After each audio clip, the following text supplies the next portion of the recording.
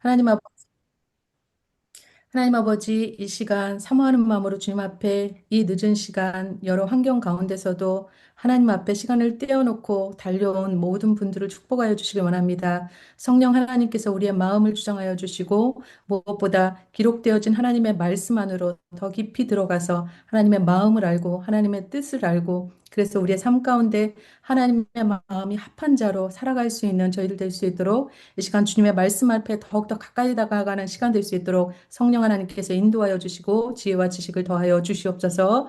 예수님 네, 이름으로 기도드립니다. 아멘. 아멘. 네, 오늘은 제목을 한번 같이 읽어보도록 하겠습니다. 자, 같이 한번 읽어볼까요? 시작. 내가 내가 예언하는데 하는데 너희는 결국 너희는 너희는 아수르 결국 결국 바벨론에게 아수르 망한다. 바벨론에게 망한다. 망한다. 망한다! 망한다! 망한다가 제목입니다. 이 세상에서 망하는 걸 즐겨하는 사람이 누가 있을까요? 근데 망한다. 이게 근데 우리 안에 어떠한 의미로 다가오는지 한번 같이 보도록 하겠습니다. 자, 오늘 성경 목록은요, 계속해서 왕하 예언서를 연결하는 건데요. 우리는 지금 성경 순서대로 읽지 아니하고 역사의 흐름을 따라서 재배치해서 그것을 한 줄기로 꿰어서 읽어오고 있습니다. 창세기부터 시작한 이 회색으로 되어진 것은 이미 여러분들이 다 읽으신 거죠. 다 왔습니다. 창세기에서부터 시작하여서 하나님께서 하나님의 나라를 만드시고 하나님의 국민을 창세기를 통해서 만드신 이후에 하나님이 약속하신 그 하나님의 사랑의 법으로 하나님의 백성들을 다스릴 수 있도록 하나님께서 레위기를 통하여서 언약과 또 율법과 성막을 통하여서 그 함께 거하시겠다 말씀하시면서 출애굽 노예 상태였던 이스라엘 백성을 출애굽하셨죠. 그리고 하나님의 언약의 땅인 가나안을 땅에서 이동하는 내용이 민수기였습니다. 그때 광야 1세대가 죽고 2세대 하나님께서 그들이 정말 하나님의 말씀대로 살아야 되는 그 2세대에게 다시 한번 말씀을 전해주는 신명기를 민수기에서 읽었죠. 여호수아기에서 이제 하나님의 땅을 정복했습니다. 하나님 나라가 완성되었어요. 어떻게 살면 되느냐? 잘 살면 됐어요. 그게 사사기서 말씀이었는데 우리 사사기에서 머릿속에 기억에 남는 것은 어, 레위첩 사건과 그리고 정말 동영상 1번, 2번 기억나시죠? 그 미가 신상 사건. 어, 하나님의 말씀을 가르쳐야 하는 레위인들이 그렇게 타락하였던 그 타락의 온상을 보게 되었습니다. 그 가운데서 하나님께서 한 사람, 하나님 마음에 합한 모델 왕을 찾아내시죠. 그 모델 왕을 찾아가는 내용이 룻기였습니다. 그 모델 왕은 바로 다윗이었죠. 그 다윗의 이야기, 사무엘 상하를 통하여서 우리가 읽었습니다. 근데 사무엘서 다윗의 그 영성, 하나님에 대한 예배에 관한 또 하나님 말씀에 대한 그 사랑하는 마음, 그것을 우리가 시편 말씀을 통해서 같이 읽었고요. 다윗의 아들 솔로몬의 이야기, 왕사, 이제 왕사가 시작되어지는 그 지점에서 우리가 솔로몬과 관계된 잠전아 같이 읽고 예배 콘텐츠로 같이 읽었고 그때에 발생된 다섯 개 예언서를 같이 읽었습니다. 자, 이제 마지막이에요. 역사의 끝을 향해서 다가왔습니다. 왕 다음에 없어요. 이게 무슨 일일까요? 예. 왕 다음에 연결되어진 이 열왕기성은 너무나 중요하다. 우리 지난 시간에 배웠던 거 조금 복습하는 거예요. 열왕기성은 너무너무 복잡하고 어려운 것 같은데 정말 중요해요. 왜 중요하죠? 15건의 종속 목록을 거느리고 있기 때문에 중요하다고 했습니다. 근데 뭐라고요? 그런데 쉽다. 쉽다. 왜 쉬울까요? 사가의 관점만 알면 음, 되니까. 예, 그 사가의 관점이 뭐였을까요? 음, 왜 이 하나님께서 세우신 나라가 망하느냐? 거기에 대한 관점을 가지고 가는 거예요. 그 이유가 뭐냐? 그 물음에 대한 대답을 찾아갑니다. 근데 열왕기사는요, 아까 말씀드린 것처럼 15건의 종속 목록이 있어요.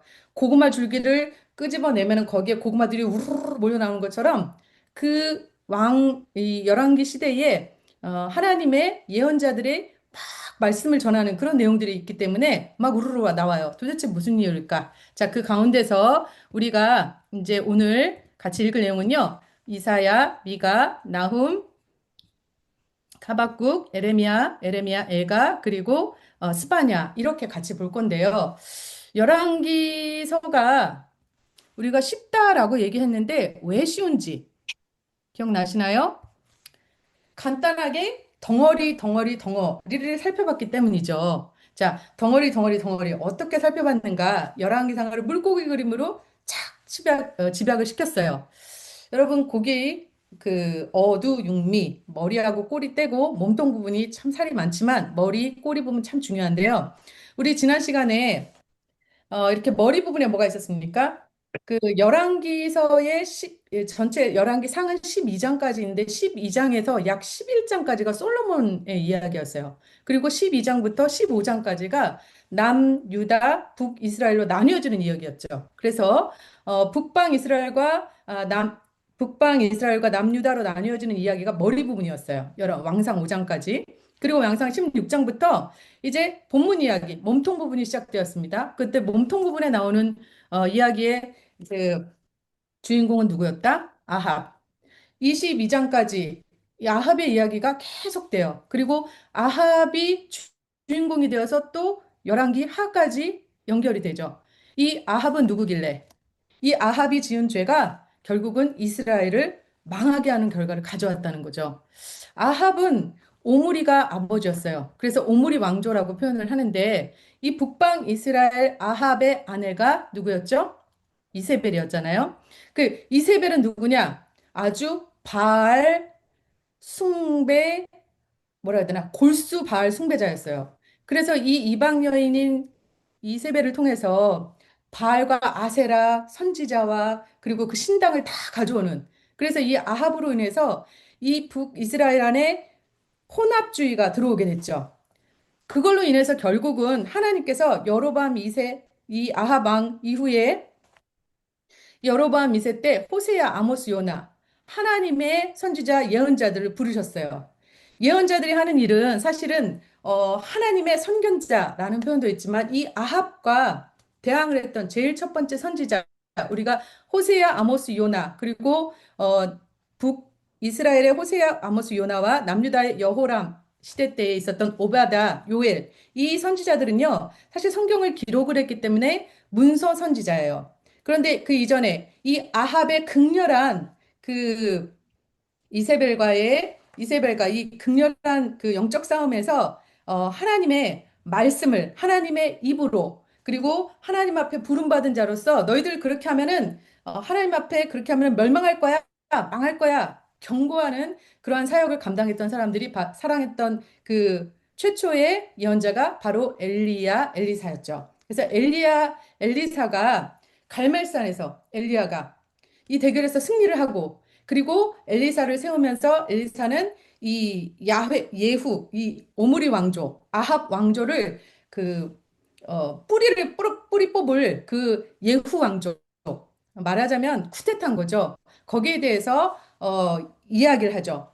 거기에서 그래서 예후 왕조까지 나오는 이야기까지가 아합 이야기인 거예요. 그래서 왕하 15장까지 가는데, 이때, 우리가 지난 시간에 배웠던 호세야, 아모스, 그리고 남유다의 여호람은 왜 나왔을까요?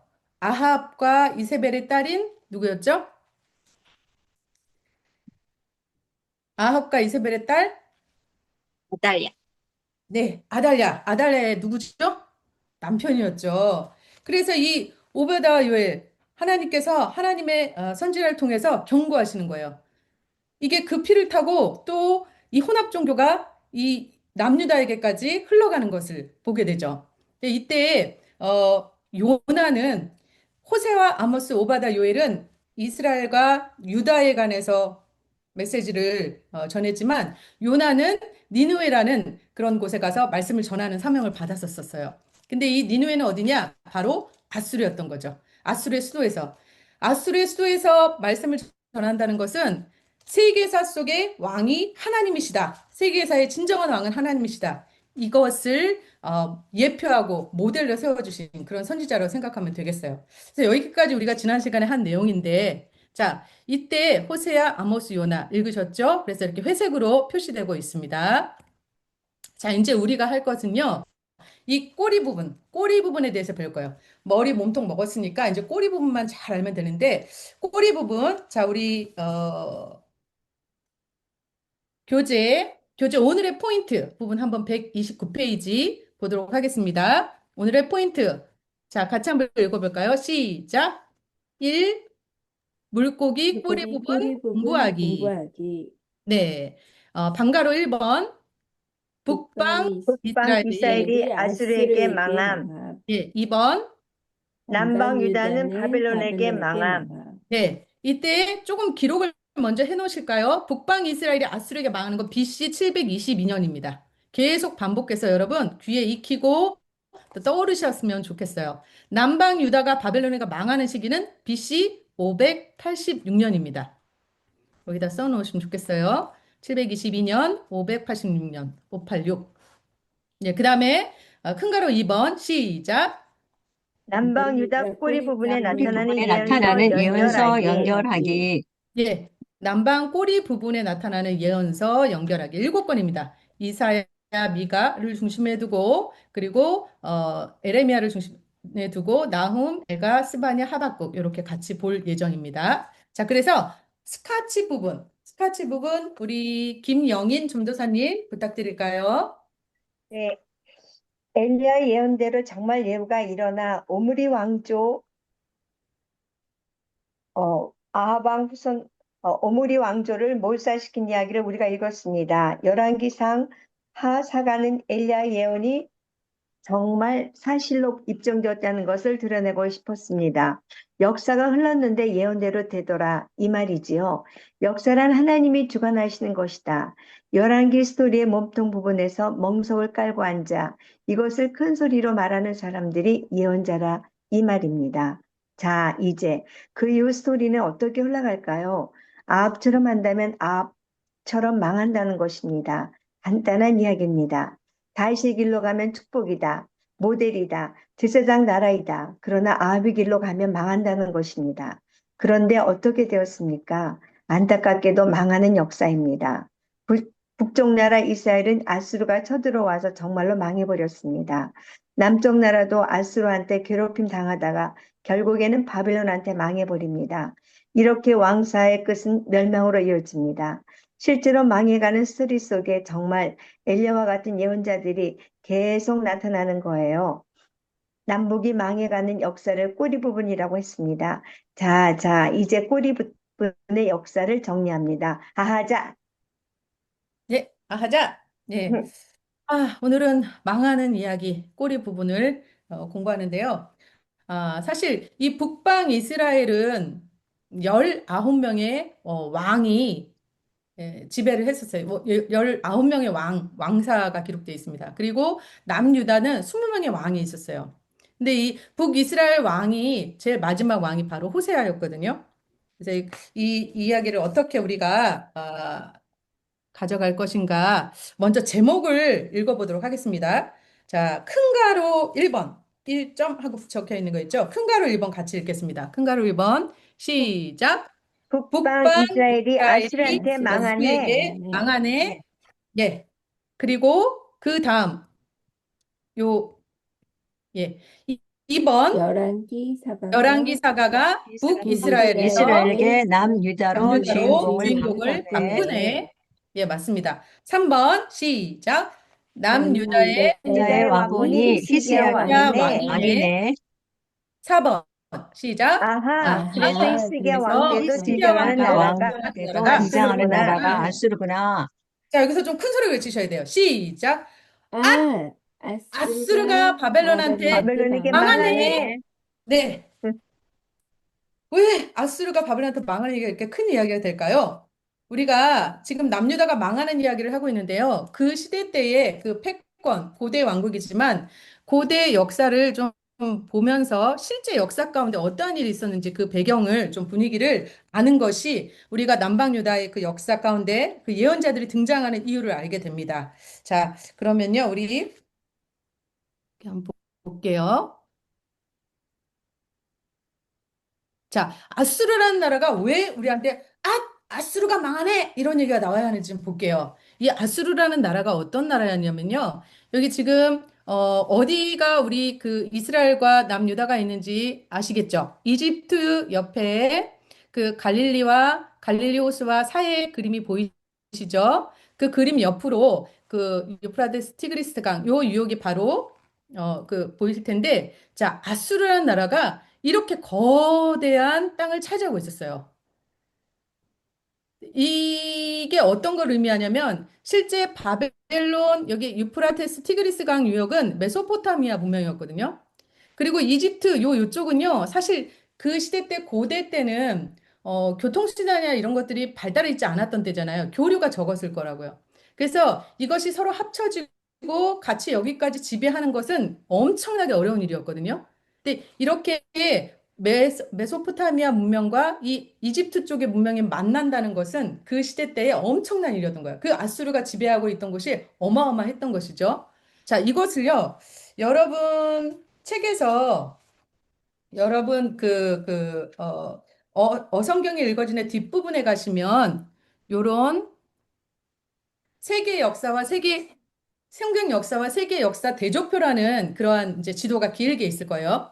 자, 이 지도를 좀 보시면 사실 여기는 그 당시 때 문명들이 좀 기록되어 있습니다. 제일 앞에가 히브리, 그리고 애굽, 메소포타미아, 이탈리아, 이달리아, 그리고 그리스, 헬라가 있고요. 베니게, 그리고 수리아, 그리고 히타이트, 아랍, 이란 이렇게 이제 기록되어 있는데요. 요 선의 굵기는 그때에 어떻게 보면 이제 그 패권, 그 나라가 얼마나 힘을 가지고 있느냐 이렇게 생각하시면 돼요. 근데 BC 약 2000년대께가 이 족장 시대 아브라함 시대라고 추정을 하고 있어요. 히브리인 쪽을 보시면 가장 왼쪽에. 그리고 그 두 번째 애굽, 말하자면 그 이집트 애굽이죠. 그 초록색 그 두께가 히브리 보다는 되게 두꺼운 걸 좀 보이시죠? 네, 그거 그만큼 힘이 더 있다라는 거예요. 애굽이. 자, 그 옆에 메소포타미아 문명이 보일 텐데요. 메소포타는 핑크색, 진한 핑크색을 보시면 아수르, 바벨론 이렇게 두 개로 나눠져 있죠. 그러다가 바벨론, 구 바벨론 제국 하면서 그게 또 뭉쳐져요. 하나로 합해지면서 그때 그만큼의 힘, 그만큼의 강력한 파워를 가졌다라고 보시면 돼요. 자, 요렇게 흘러가고 있는데 그때 여기서 지금 굵기를 비교를 해보시면 어떤 나라가 패권을 장악하고 있는 큰 나라가 강대국인가 하는 것을 알 수가 있습니다. 이제 보면 오른쪽에 가시면 히타이트 족속도 조금 있지, 두께가 있지요. 자, 그 다음, 출애굽을 해서 이제 사사시대에 접어들면 다윗의 때가 약 BC 1000년입니다. 근데 그 노란색으로부터 사사시대가 시작되면서 사울, 다윗, 솔로몬까지가 통일왕국이었죠. 그러다가 분열이 됐어요. 그래서 노란색 그 히브리인의 역사가 이스라엘과 유다로 두 개로 나뉘어져 있는 거 보이시죠? 이렇게 분열 왕국이 됐습니다. 이때 옆에 있는 애굽을 보세요. 두께. 뚱뚱합니다. 제일 두꺼운 게 바로 애굽이죠. 그 다음에 아수르예요.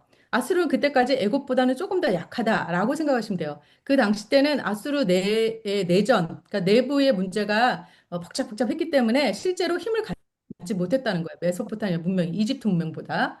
자, 그런데 이것이 밑으로 내려갈수록 어떻습니까? 위에서 밑으로 내려갈수록 점점점 뚱뚱해지고 있죠. 뚱뚱해지고 있죠. 유념해서 보세요. 자, 요 뚱뚱해지고 있는 상황에서 화살표를 보시면 이제 제일 마지막에 쓰여 있는 북이스라엘의 왕 호세아 왕 때 화살표가 접혀서 어디로 가고 있나요? 핑크색 아수르 쪽으로 가 있죠. 그러니까 아수르가 이 북이스라엘을 멸망시켰다는 얘기예요. 그리고 그 옆에 보면은 히타이트와 그리고 또 이제 어, 히타이트와 그 위에 있었던 아람, 수리아까지도 이 아수르가 다 먹은 거예요. 그래서 아수르가 어마어마한 강대국으로 이렇게 성장했다는 것을 보실 수 있어요. 이 눈으로 이렇게 딱 볼 수 있게끔 그림을 그려 놓으신 거예요. 자, 그때 이 아수르라는 나라가 보세요. 뚱뚱한 그 두께가 지금 히브리, 이집트, 그리고 그 옆에 있는 문명들과 비교했을 때 비교할 수 없을 만큼 뚱뚱하죠. 그만큼 강대국이었다는 거예요. 그러한 강대국이 갑자기 멸망했어요. 그때 마지막 멸망한 왕이 누구냐? 그럼 우리가 나보폴라살, 갈대 왕조세, 여기 보이시죠?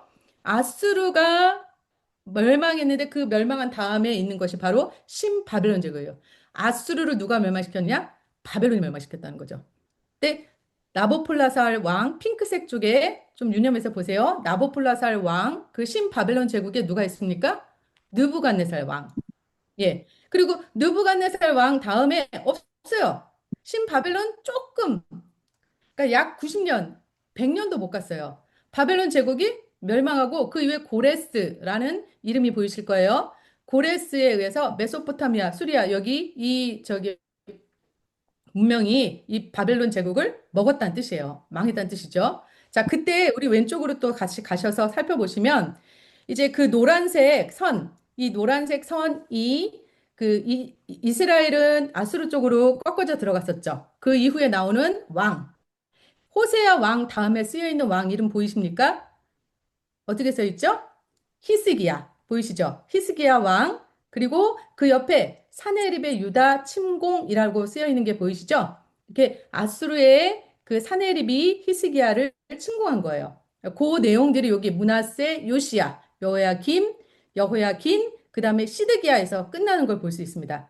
자, 이쯤에서 노란색이 없어지고 핑크색 상자가 나오죠. 핑크색 상자. 그 핑크색은 이 신바벨론이 이렇게 먹었다라는 뜻이에요. 그 다음에 이제 고레스 측량에서 그 다음 얘기가 나오는 거예요.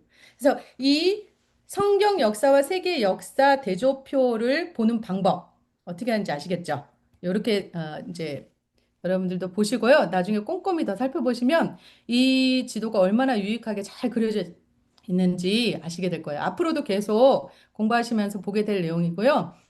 그 다음에 이어져 있는 내용은 이렇게 이어져 나가면서 로마가 그 이후에는 다 애굽도 먹고 전체적으로 다 하면서 뚱뚱하게 그 가장 큰 나라로 이제 AD 예수님 당시로 가게 되면은 이 로마 치하에 있었다라는 것을 알 수 있습니다.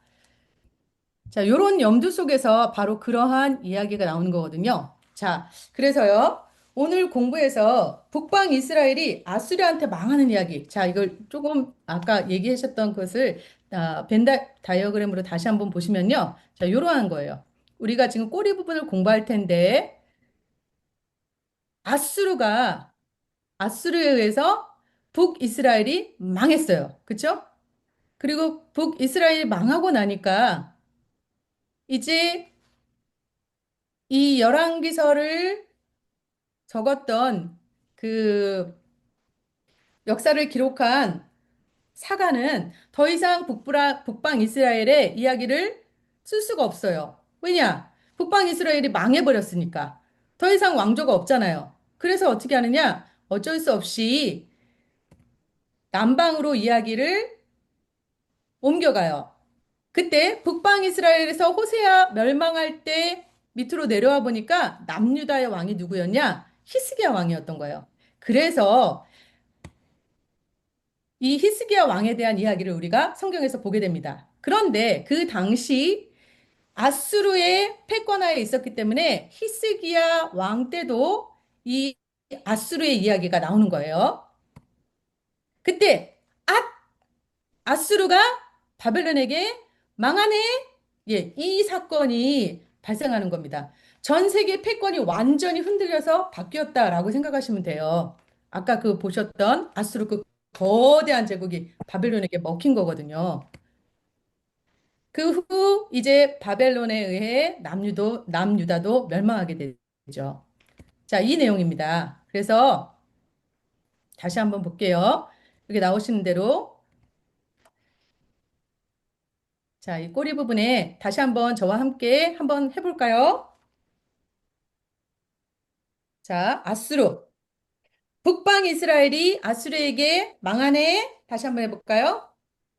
북방 이스라엘이 아수르에게 망하네. 네. 사가가 북이스라엘에서 남유다로 바꾸네. 이야기를 바꿔가는 거예요.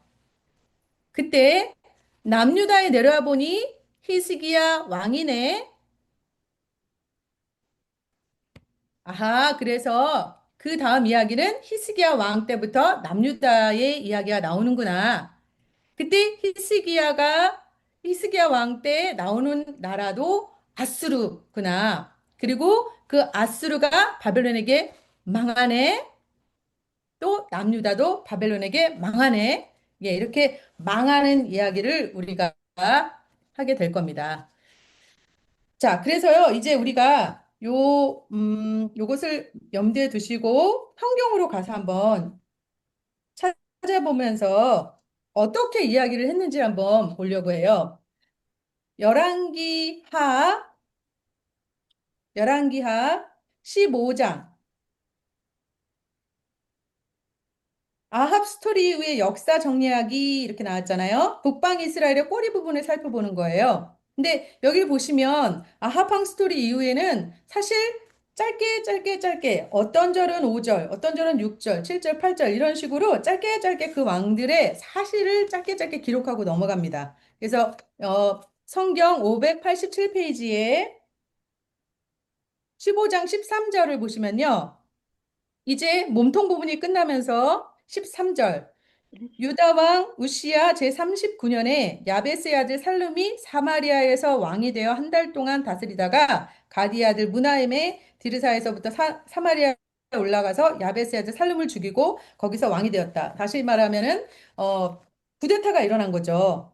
그래서 여기서 쿠데타가 일어나서 또 왕이 바뀝니다. 그다음 무나임은 또 그다음에 17절 보니까 무나임이 약 사마리아에서 10년간 다스리다가 22절에 보니까 그의 조상과 함께 자고 그의 아들 부가히야가 대신하여 왕이 되었다.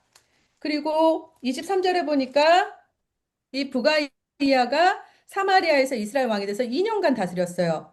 그 다음에 또 보니까 27절에 아사랴 유다 왕 아사랴 때 베가가 이스라엘의 왕이 되어 사마리아에서 20년간 다스렸다. 이렇게 계속 왕들이 짧게 짧게 뭐 길면은 뭐 7절, 8절 이런 식으로 왕들이 바뀌었다라는 것을 알 수가 있어요. 그래서 실제 이 북이스라엘 왕들은 19명의 왕들이 있었지만 왕조가 9번이나 바뀌어요. 9번이나 바뀌면서 한 명도 선한 왕위로 기록되어진 왕이 없습니다. 결국은 16장까지 쭉 해서 짧게 짧게 왕들의 이야기를 해 나가다가 17장에서 17장 6절 보시면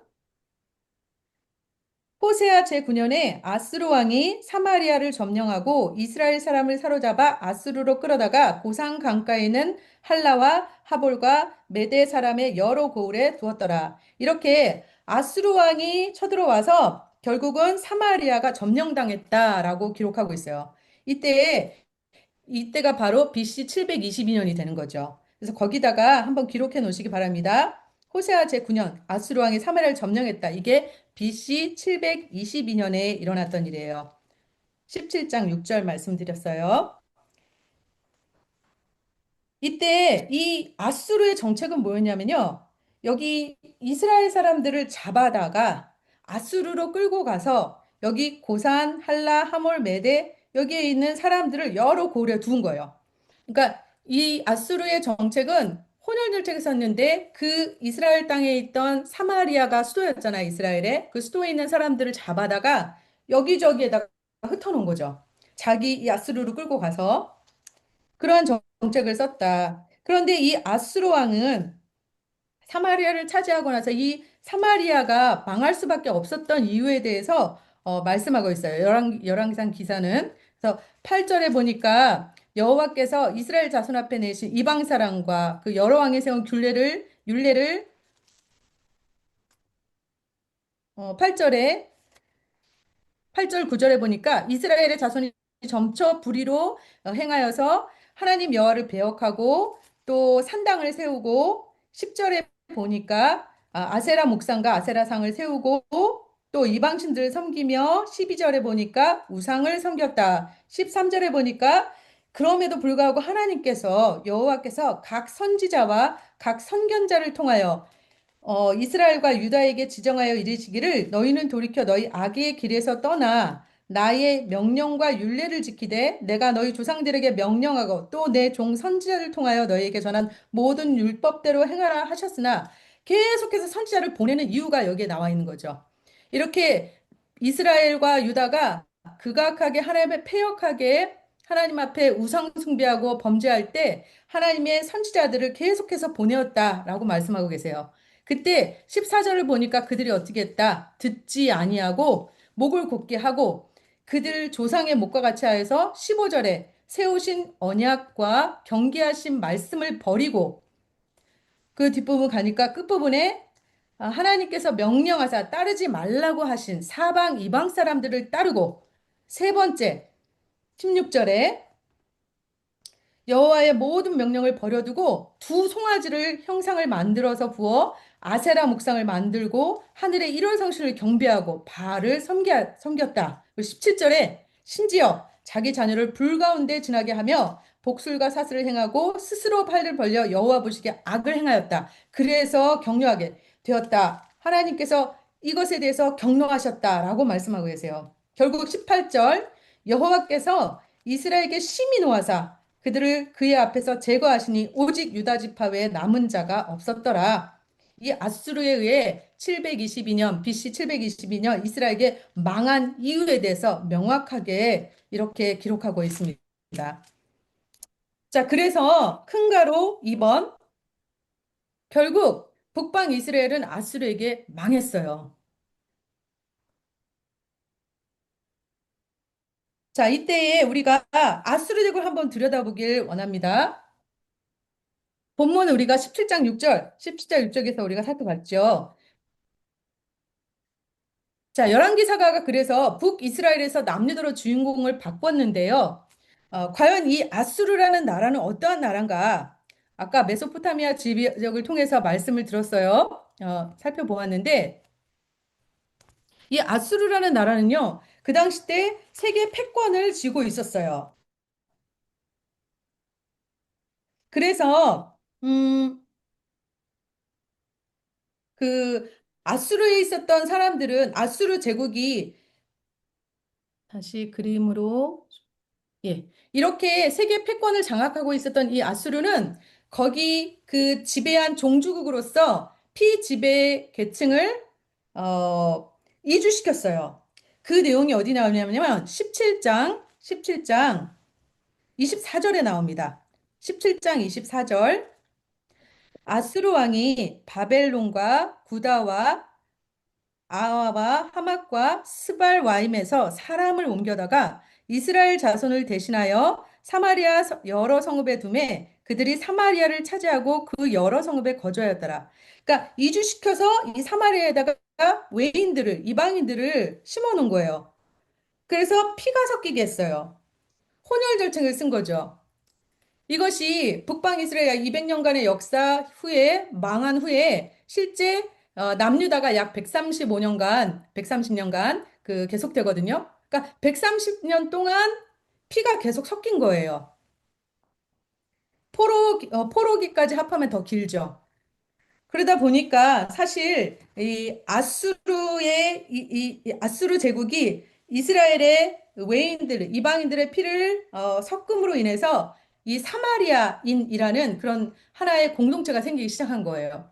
그 사마리아인 그러면 우리가 신약 시대에 예수님께서 예루살렘에서 유대인들이 갈릴리 호수로 가거나 혹은 갈릴리에서 예루살렘으로 예배를 섬기러 갈 때 사마리아를 건너지 않고 먼 길을 돌아갔잖아요. 그만큼 사마리아인은 경멸당하고 그리고 굉장히 천대받았던 그런 역사를 가지고 있습니다. 그래서 사마리아인들은요, 그 이후에 이방인과 피가 섞인 북방 이스라엘 사람들로 해서 결국은 이 북방 이스라엘의 10개의 부족이 사라져버린 그런 상태가 되고 말아요. 섞였기 때문에 이 멸망한 북이스라엘인들은 사마리아인이다. 이런 이야기를 우리가 듣게 되는 겁니다. 자, 그래서 동그라미 3번 그 내용이 이제 여러분 131페이지 워크북 2번 사마리아 사람들 그리고 3번 북이스라엘 역사는 성경 속에서 사라진다. 더 이상 역사를 기술하지 않는다. 자, 이렇게 슬픈 이야기로 끝나게 됩니다. 근데 그 17장 그 뒤에 나오는 내용들을 보면은요, 이 아수르 왕에 의해서 사실 이제 이 얘기들이 25절, 26절을 보면은, 불평을 해요. 그 사마리아인들이 이주해 가고 그리고 그 이방인들이 있으니까 어떻게 그 예배를 드려야 되는지 모른다. 그렇게 얘기하니까 이 아수르 왕에게 불평을 해요. 그러니까 이 아수르 왕이 사마리아에서 제사를 드리는 사람을 데려다가 사마리아에서 사로잡혀간 제사장 중에 28절에 베델에서 백성들에게 어떻게 여호와를 경외할지 가르치라. 막 이렇게 하고 실제로 이러한 일들이 있었다는 거죠. 그 혼합되어진 그런 형태로 예배를 드리는 모습을 볼 수가 있는데 30절 보니까 어떤 사람들이 와 있나? 29절부터 볼게요. 17장 29절.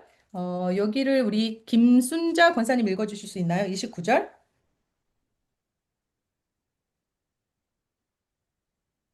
17장 29절.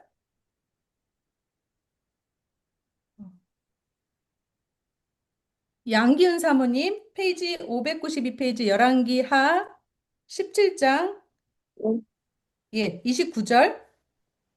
그러나 각 민족이 각기 자기의 신상들을 만들어 사마리아 사람이 지은 여러 산당들에 두되 각 민족이 자기들이 거주한 성읍에서 그렇게 하여 예, 30절 계속 읽어주시겠어요? 바벨론 사람들은 숫꽃 브롯을 만들었고 굿 사람들은 네르가를 만들었고 하맛 사람들은 아시마를 만들었고 예, 31절. 몇 절까지? 예, 31절까지만 네. 읽어주세요.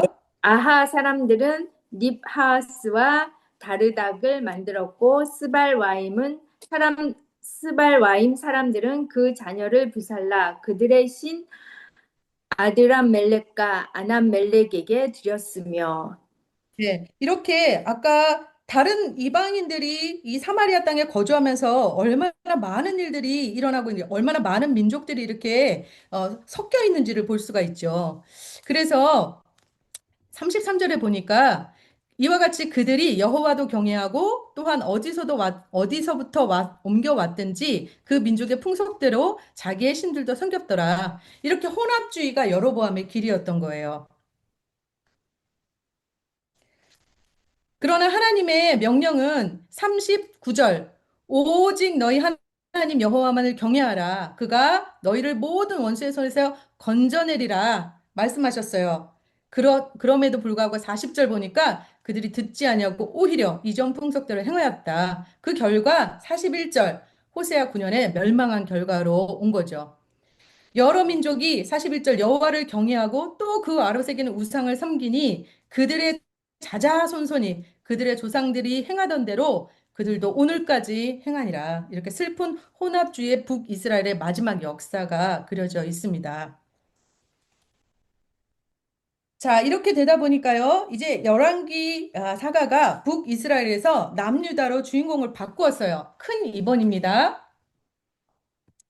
자, 여기 북이스라엘의 역사가 끝나고 나니까 남방 유다의 역사로 옮기는 그 시점을 우리가 발견할 수 있어요. 사실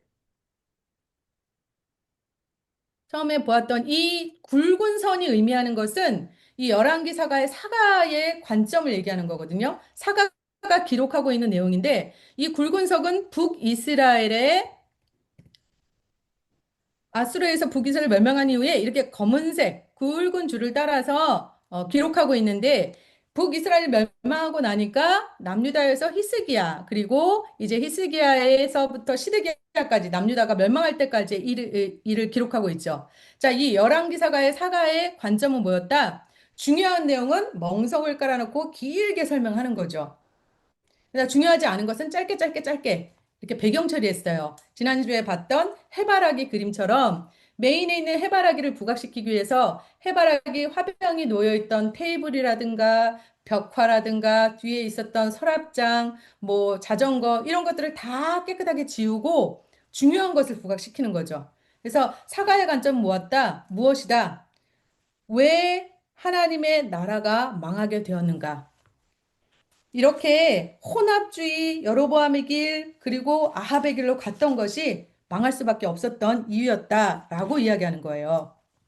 자, 남유다의 아버님 히스기야 왕입니다. 이 히스기 왕에 대한 내용이 바로 18장 그 이후에 나오게 되죠.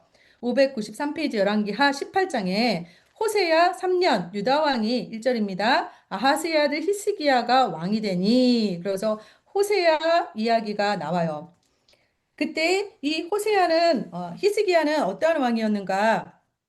북이스라엘의 주인공이 선한 왕이 아니라 정말 이스라엘을 망하게 했던 여로보암과 아합 왕을 중심에 놓고 배경 처리를 했지만 이제 내려와서 보니 히스기야 왕에 대한 이야기를 우리가 보게 된다는 거죠. 그래서 4번 그래서 히스기야 왕 때 등장하는 나라가 아수르인데 왜 그러느냐? 북이스라엘을 아수르가 멸망시켰으니까요. 이제 히스기야도 아수르에 의해서 고통을 받는 겁니다. 사실 18장 3절 보니까 히스기야가 그의 조상 다윗의 모든 행위와 같이 여호와께서 보시기에 정직을 행하였어요. 실제로 히스기야는 다윗의 길로 갔던 왕이었습니다. 그래서 산당도 제거하고 목상도 꺾고 이런 일들을 했어요.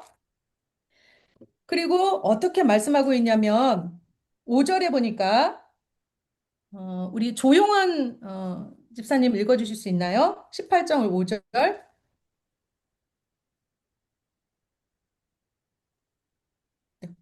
히스기야가 이스라엘 하나님 여호와를 의지하였는데 그의 전후 유다 여러 왕 중에 그러한 자가 없었으니 네. 그 전후에 유다의 여러 왕 중에 이런 히스기야와 같은 자가 없었다라고까지 말씀하고 계세요. 7절을 보니까 여호와께서 그와 함께 하심에 그가 어디로 가든지 형통하였더라. 그래서 히스기야는 아수르 왕을 배반하고 섬기지 않았습니다. 그러니까 히스기야 왕이 계속 괴롭혔겠죠. 왜 아수르가 그렇게 히스기야 남유다를 괴롭힐 수밖에 없는가? 우리가 요 지도를 보면요, 다시 보면은 아수르가 지금 패권을 차지하고 있는 이 땅에서 보면은요, 이스라엘을 무찔렀으니 이제 어디를 가고 싶은 거예요? 아수르는 이집트로 가고 싶은 거예요. 이집트를 먹고 싶기 때문에 이 남유다를 침공하는 건 너무 당연한 일이죠. 그래서 남유다에게 계속 조공을 요청하는 그런 내용이 그 18장 계속 이어지게 됩니다. 10절에 보니까 히스기야 왕이 제6년 이스라엘 왕 호세아가 제9년에 사마리아가 함락되었고요. 어, 13절에 보니까 히스기야 왕 제14년에 아수르 왕인 사네립이 올라와서 유다의 모든 견고한 성읍들을 쳐서 점령했어요. 남방 유대가 아수르에게 시달리기 시작하는 거죠. 그러면서 여기 14절 뒷부분을 보시면은 아수르 왕이 그 뒷부분 보시면 아수르 왕이 곧 은 300달란트와 금 30달란트를 정하여 유다 왕 히스기에게 내게 한지라 조공을 바치라고 얘기하는 거죠. 그러니까 주종 관계가 되는 거죠. 이렇게 조공을 바치라고 하니 히스기야가 어떻게 하느냐? 15절에 여호와의 성전과 왕궁 곳간에 있는 은을 다 주고 16절에 보니까 성전문의 금과 모든 기둥에 입혔던 금까지 다 벗겨서 아스로 왕에게 주고 있다는 그렇게 굉장히 시달리고 있는 그런 내용들을 볼 수 있어요. 또 17장 이후로는요. 그 아스로 왕의 신하들이죠. 그러니까 뭐 다르단 뭐 여기 나와 있는 사람들 이건 다 관직 이름이에요. 다르단, 랍사리스, 뭐 랍사게로 하여금 대군을 거느리고 라기스 지역에서 예루살렘에 와서 막 하나님의 내가 하나님께서 허락하지 않았다면 아수르 왕이 이렇게 할 수가 있었겠느냐라고 막 그렇게까지 얘기하면서 이 히스기야 왕을 조롱하고 그런 무시하고 이런 내용들이 이어집니다. 그러면서 26절 그 내용들이 쭉 나오면서 26절에 보니까요. 뭐라고 얘기를 하냐면 그렇게 막 조롱하는 내용들을 얘기하니까 힐기야의 아들이었던 엘리야김, 셈나, 요아라가 그러니까 히스기야의 대신이죠. 외교관들인데 이들이 뭐라고 얘기하냐면 그런 말 너무 창피하니까 아람말로 하고 아람말로 당신들의 종들에게 말씀하시고 성위에 있는 백성들은 성위에 있는 백성들이 듣는 데서 유다말로 하지 말아라. 유다말로 얘기한 백성들이 다 들으니까 이 창피한 얘기들을 그런데 이 조롱하는 얘기들을 들으니까 그렇게 하지 말라라고 얘기를 해요. 근데 그 당시 때 이제 아람말이라는 게 우리나라 지금 현재 우리가 쓰는 영어처럼 당시 외교하는 당시 그 각 국가의 어떤 외교적 언어였다라고 해요. 그래서 이 아람말로 얘기하라. 이렇게 얘기를 하는데 듣지 않죠.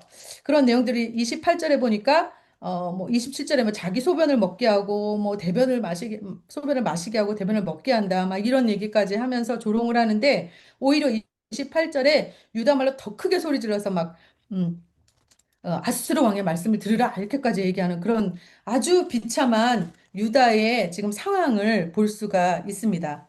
실제 이 아수르라는 나라가 이렇게 패권을 장악할 수 있는 것은 그 시대 지역에 이집트까지 내려올 수 있었다라는 것은요 어마어마한 일이었던 거거든요.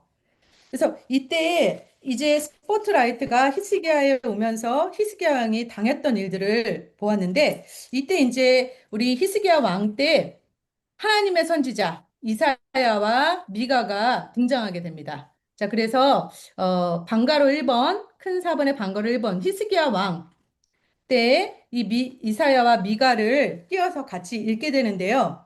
자, 요때는 사실 그때 그 국제 상황을 좀 말씀드리면은요. 제가 요거 한번 요거 요 그림을 보시면 이 위에 있는 고래가 이 아수르, 바벨론, 여기 아수르를 얘기하죠. 그리고 요 아래쪽에 이집트라는 큰 고래가 있어요. 이 아수르하고 이집트의 큰 고래 등 싸움에서 두 고래가 패권을 가지고 서로 다투니까 어떻게 됩니까? 가운데 엮인 이 지정학적 위치에 놓여 있는 이 유다, 뭐 북이스라엘은 이미 멸망했고 이제 남유다는 어떻게 되나요? 두 고래등 싸움에 싸우는 새우와 같은 존재가 돼서 등 터지는 일이 생긴 거죠. 그래서 제가 지금 그림을 보니까 없어가지고 이 개로 넣었는데 요 개가 이렇게 뻥 날아가는 이런 상황이 돼버린 거예요. 이렇게 엄청난 그 시대적인 패권 싸움 하에서 이 남유다가 굉장히 시달리고 있구나. 이것을 좀 알고 계십니까? 알고 계시면 이 남유다의 멸망하는 과정을 더 잘 이해할 수가 있어요. 아수르는 이집트를 먹기 위해서 내려오려고 했던 거죠. 그래서 이제 이런 지도가 조금 더 자세히 다 보이실 것 같아요. 이때 이사야, 우리가 이사야를 같이 읽어야 되는데요. 자, 이사야서에 대한 거 끼워서 읽기는요. 여러분 혹시 이제 내비게이션 책이 있으시면 페이지 228페이지를 보시면 되는데요. 이사야서를 잠깐 보고 가겠습니다. 이사야서는요, 남유다 최초의 예언자로서 그 남유다의 우시야라는 아주 성군이었어요. 우시야라는 왕이 죽은 이후에 20세 때부터 사역을 시작해서 요담, 아하스, 히스기야 왕 때 활동하고 있고요. 므낫세 시기까지 활동했다고 알려져 있습니다. 그래서 약 BC 720년에서 680년간 60년간 사역한 예언자로 알려져 있는데요. 우리 성경에서 보면 구약 성경의 가장 중앙에 있고요. 이사야서 전체가 66장으로 기록돼 있어요. 실제로 굉장히 빼어난 성경이기 때문에 이 예언서 중에서 양도 많고 분량도 많고 읽는데 좀 어렵다라고 생각할 수 있어요. 그러나 이 예언서는 그 구조를 보시고 왜 이 이사야서가 나오게 됐는가? 우리가 앞에 말씀드렸던 것처럼 예언자들이 한 일은 이스라엘의 혹은 유다의 하나님의 백성으로서 경고하는 내용이었어요. 무엇을요? 너희들이 하나님 말씀을 순종하지 않고 그렇게 우상 숭배하고 혼합주의와 하나님을 경배하지 않고 범죄하면 심판이야 라는 이야기예요.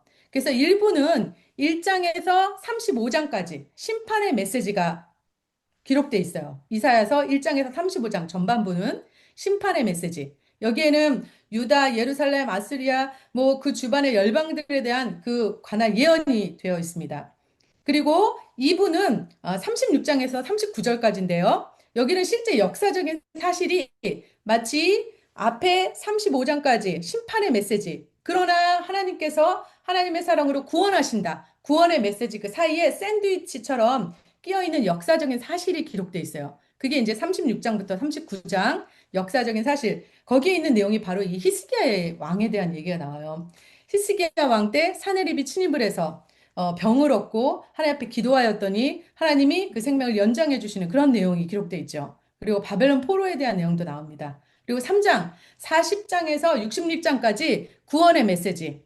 그 안에는 회복의 약속과 고난받는 종, 그리스도에 관한 예언이 있고요.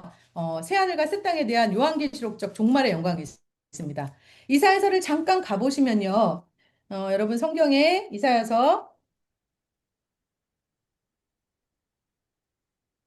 이사야서에서 중요한 말씀 잠깐 짚고 넘어가면요.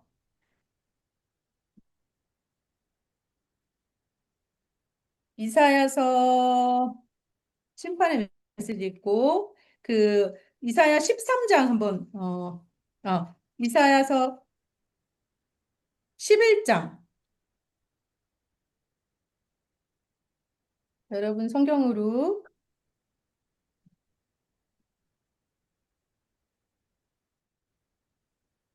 여사야서 11장 981페이지인데요. 11장 1절을 보시면 이세 줄기에서 죄송합니다. 앞에부터 그냥 할게요. 1장 1절에 요시야, 요담, 아하스와 히스기야 시대 아모스의 아들 이사야가 유다와 예루살렘에 관하여 본 계시라 하고 나오고 있죠. 이게 이제 이사야의 배경이 나와 있고요. 2장, 3장 예루살렘의 멸망에 대해서 이야기하며 그 심판에 대한 이야기를 계속 하고 있어요. 쭉 넘어가서 우리가 좀 보고 가고 싶은 말씀은요. 이사야서 7장 14절 말씀. 여기 그러므로 주께서 능히 징조를 너희에게 주실 것이라 보라 처녀가 잉타하여 아들을 낳을 것이요 그의 이름을 임마누엘이라 하리라. 이것은 마태복음 1장 23절에도 인용하고 있는 임마누엘 그리스도에 관한 예언을 이렇게 쓰고 있고요. 또 8절에도 보면 임마누엘에 관한 말씀이 있고 또 계속해서 쭉쭉 가겠습니다. 9장 6절. 9장 6절에 보니까 이는 한 아기가 우리에게서 낳고 한 아들을 우리에게 주신 바 되었는데 그의 어깨에는 정사를 메었고 그의 이름은 기묘라 모사라 전능하신 하나님이라 영존하시는 임마누엘의 아버지라 평강의 왕이라 할 것이라. 그리고 7절에 보니까 다윗 왕자의 그 무궁하게 군림하여 그 나라를 굳건히 세우고 지금 이후로도 영원히 정의와 공의로 그것을 보존하실 것이다. 만군의 여호와의 열심히 일을 이루시라. 그러면서 다윗 왕좌에 대한 말씀을 얘기하고 있고요. 그리고 또 11장 1절에도 마찬가지입니다. 981페이지에 이새의 줄기에서 한 싹이 나며 그 뿌리에서 한 가지가 나서 결실할 것이요. 곧 다윗의 왕위를 통해서 그리스도가 오실 것에 대해서 이야기하고 있어요. 그래서 우리가 이사야서는요, 사실 많은 찬양을 통해서도 익숙한 말씀들이 많이 있습니다. 또 13장을 보시면 바벨론에 대한 경고. 사실 이사야가 얼마나 많은 큰 눈을 뜨고 보고 있는지 60년 동안에 얼마나 큰 스펙트럼을 가지고 예언을 하고 있는지 살펴보길 원합니다. 그래서 13장 17절 보니까요. 메대 사람을 내가 충동하여 그들을 치게 하리니 메대 사람 바벨론 위에 있는 페르시아인 이 페르시아가 바벨론을 잠식시킬 것까지도 이렇게 예언하고 있다는 거죠. 그 19절 이 갈대아 사람의 사랑하는 놀이기가 된 바벨론이 하나님께 멸망당한 소돔과 고모라 같이 될 것이다. 페르시아에 의해서 갈대아 사람 페르시아에 의해서 이 바벨론 멸망할 것까지도 보고 있다라는 거예요.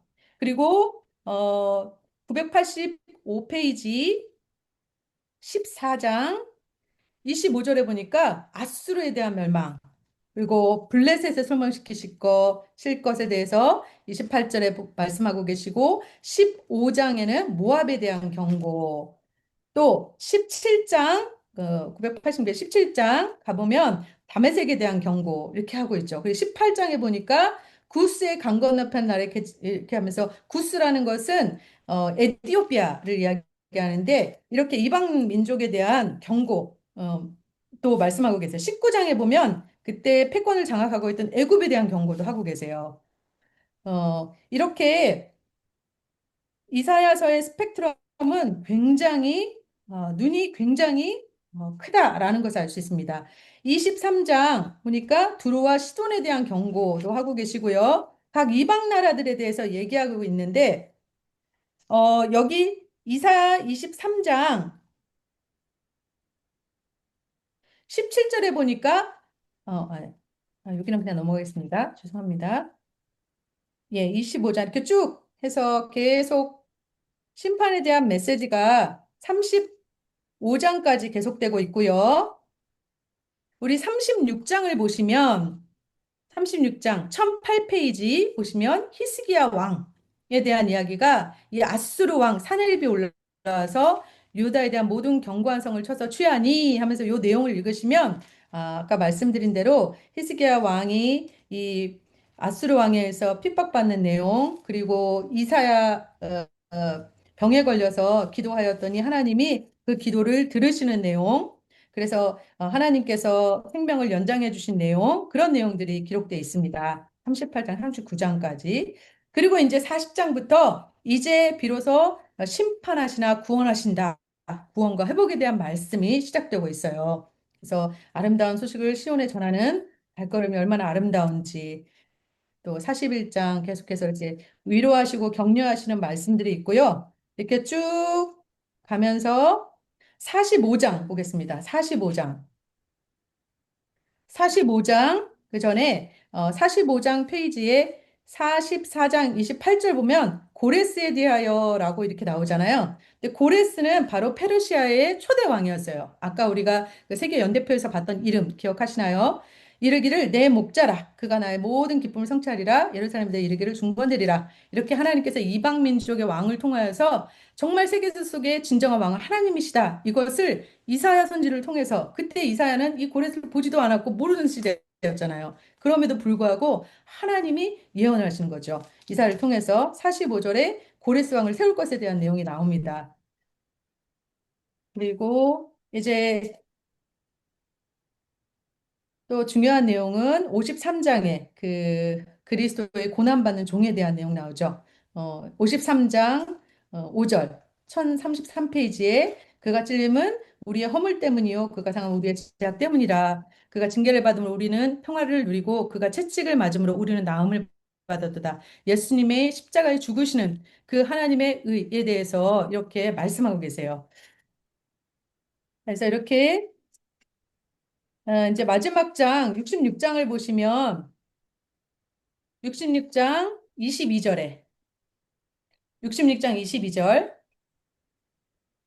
내가 지을 새 하늘과 새 땅이 내 앞에 항상 있는 것 같이 너희 자손과 너희 이름이 항상 있으리라 여호와의 말이냐 이와 같이 새 하늘 새 땅 하면은 굉장히 뭐 신천지 뭐 거기에서 이상하게 굉장히 무거운 말 이상한 말로 이렇게 듣지만 결국은 하나님께서 이 땅에 임하실 요한계시록적인 종말의 영광을 나타내는 말씀이거든요. 여기까지 바라보고 있다는 거죠. 신약 시대의 그 요한계시록까지. 그래서 이사야서의 이 이사야 전체를 바라보면서요. 그 여러분 내비게이션에 있는 내용인데 제가 한번 여기다 적어봤습니다. 요 내용을 우리 혹시 양기은 사모님 읽어주실 수 있나요? 네. 유다의 멸망을 바라보고 있다. 다른 나라 신보다 힘이 없어 망하는 것이 아니다. 다른 나라들도 모두 하나님의 손 안에 있다. 하나님이 왕중 왕이시기 때문이다. 그런데 왜 망하나? 사명을 감당하지 못해서이다. 제사장 나라가 되기는커녕 종교, 사상, 문화의 핵심을 바알과 아세라로 만들었다는 것이 얼마나 하나님께서는 굴욕적인 일인가. 어떻게 그 우상들을 섬겨왔는지 하나님은 실상을 다 알고 계신다. 그렇게 된 이유는 제사장들, 리더들, 기득권자들, 레위인들의 잘못이 제일 원인이다. 그래서 그들부터 심판하신다. 그러나 하나님 나라는 계속된다. 남은 자들이 있기 때문이다. 구원의 날을 바라보며 예언자들의 말을 들을 사람이다. 예언은 앞으로 나타날 이 미래 일을 말하는 것이기 때문에 심판의 날, 구원의 날이 다가올 것을 바라본다. 심판의 날은 재앙, 전쟁, 기근, 통곡 등으로 모사된다. 구원의 날은 하나님이 통치권을 갖고 다시 예루살렘에 서시는 것으로 묘사된다. 그날이 오면, 그날이 오면, 그러다가 결국 최종적으로 어떻게 될 건가? 세계 제국사가 그렇게 흘러가다가 하나님의 나라만이 영원히 남을 것이다. 그래서 하나님 나라는 우주적이다. 세계 모든 나라, 종족이 다 모인다. 하나님의 강권은 세계다. 그래서 세계인이 다 예루살렘, 모인다. 종말론적으로 완성될 천국, 하나님의 나라가 올 날이 그날이 오면. 네. 이렇게 유다의 멸망을 바라고 있는 그 시각, 시점에서 하나님 나라는 왕이 힘이 없어서 망하는 것이 아니라는 거예요. 하나님 나라의 사명을 제대로 감당하지 못했기 때문에, 그렇기 때문에 이렇게 망하고 있지만, 그러나 이 망하는 이유는 제사장, 리더, 기득권자, 이 레위인이 제일 큰 원인이 있다. 그러나 하나님께서 심판하시는 것으로 끝난이 아니라, 그날이 오면 반드시 하나님의 나라가 구원의 날이 올 것이라는 것을 이야기하고 있습니다.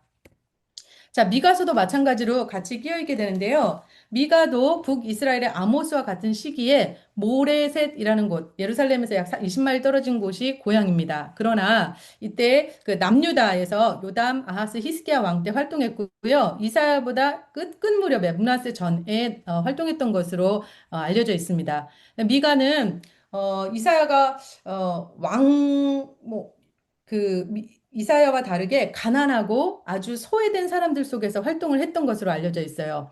북이스라엘의 멸망을 목도하면서 사마리아, 북이스라엘이죠. 예루살렘, 남유다에 대한 두 도시를 설정하고 예언하고 있는데 미가서는 여러분이 이렇게 1장에서 5장까지 짧지만 7장까지 짧지만 굉장히 중요한 내용이 있습니다. 그 중에서도 특히 모든 선지서는 똑같아요. 심판하시나 구원하신다. 그 내용을 담고 있습니다. 그 중에 미래에 도래할 메시아 왕국에 대한 말씀도 있는데 특히 미가서 5장 2절 말씀에는 베들렘 에브라다에서 다스리는 한 자가 나온다. 곧 메시아가 이 베들레헴을 통해서 메시아 왕국이 예언될 것을 말씀하고 있습니다. 그래서 이렇게 말씀을 끼워서 읽으시면 되고요. 자, 그래서 여러분 워크북 132페이지에 문하세 왕 그리고 이제 나오는 게 문하세 왕이에요. 자, 여러분 우리가 지금 히스기야 왕 다음에 나오는 게 문하세거든요. 그래서 문하세 왕에 대해서 잠깐 다루고 가겠습니다. 열왕기하 21장 600페이지인데요. 21장 11절을 보시면 600페이지 11장을 보시면 유다 왕 므낫세가 이 가증한 일과 악을 행함에 그 이전에 있던 아모리 사람들의 행위보다 더욱 심하고 그 우상으로 유다를 범죄하게 하였다. 그러니까 유다를 범죄하게 하는데 그 원흉이라는 거예요.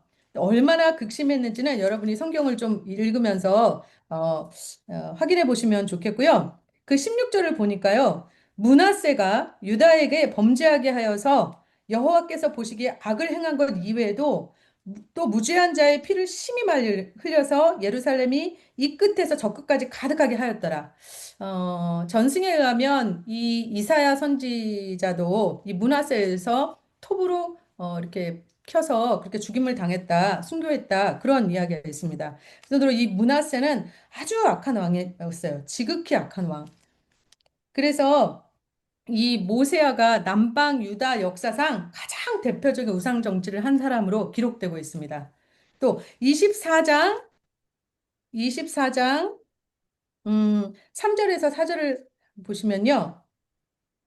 그래서 유다가 이 망하는 이유에 대해서 쓰여지고 있는데 24장 3절에 보니까 이 일이 유다의 임함은 곧 여호와의 말씀대로 그들을 자기 앞에서 물리치고자 하심이니 이는 므낫세에 지은 모든 죄 때문이라. 이 므낫세의 죄 때문에 결국은 이스라엘이 이 유다가 망하게 되었다라는 것을 알 수가 있어요.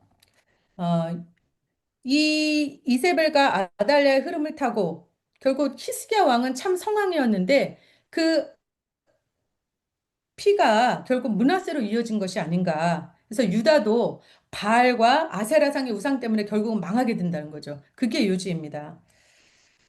이렇게 극악한 므낫세 왕을 배경으로 그 다음 왕이 누구냐면 바로 요시야 왕이에요. 이렇게 극악한 시대에 요시야가 종교 개혁을 하는 그런 놀라운 일을 또 보게 되는데요. 자, 이것에 대해서 이제 나중에 또 설명을 하겠습니다. 자, 그 다음에 우리가 5번 아주 큰 소리로 외쳤던 거. 아, 아수르가 바벨론한테 망하네. 예, 그 이야기죠. 자, 우리가 여기서 이제 우리가 살펴본 내용들을 조금 보고 들어가면요.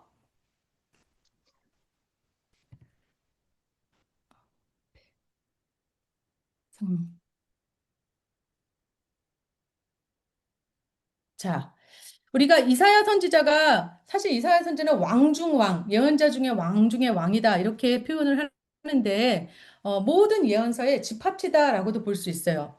근데 이 북이스라엘이 멸망하는 상황 가운데 북이스라엘 멸망하고 남유다가 멸망하는 그런 상황 가운데 이 이사야가 서 있는 위치가 어딘가? 우리가 앞에 짧게 짧게 보았지만 자, 여기 미가서 그리고 이사야서가 여기 히스기야 때에 같이 보게 되는데요. 이 이사야가 보고 있는 그 예언하고 있는 그 시각이 북이스라엘의 멸망, 아수르의 멸망, 그리고 남유다가 멸망하고 바벨론이 멸망하고 요한계시록의 새하늘의 새 땅까지도 바라보잖아요. 그래서 이사야의 스펙트럼이 얼마나 넓은지 과연 선지서 중에 선지서이고 또 예언자 중에 예언자다라고 말할 수 있겠죠. 그래서 그렇게 깊게 읽으시면 좋겠고요. 자, 그래서 이제 이사야 미가서 이후에 이제 히스기야 왕 다음에 므낫세 그리고 이제 아몬, 요시야 이렇게 오는 겁니다. 자, 그래서 요시야 왕은 사실 이때 우리가 북이스라엘이 멸망하는 것을 남유다가 북이스라엘이 멸망하는 걸 아수르에 의해서 멸망했기 때문에 아수르의 지배하에 히스기야와 므낫세 왕 때까지 영향력을 미치고 있어요. 그죠? 그때에 이 아수르가 멸망하는 시점, 아수르가 망하네? 이때 조금 복잡하지만 우리가 이때의 역사를 조금 잘 흐름을 파악하고 있으면요, 더 이해하기가 쉽습니다. 볼게요. 이 아수르가 멸망하는 과정을 제가 조금 스토리를 얘기를 해볼게요. 어, 사실 아수르가 멸망하는 과정은 이렇게 됩니다. 아수르.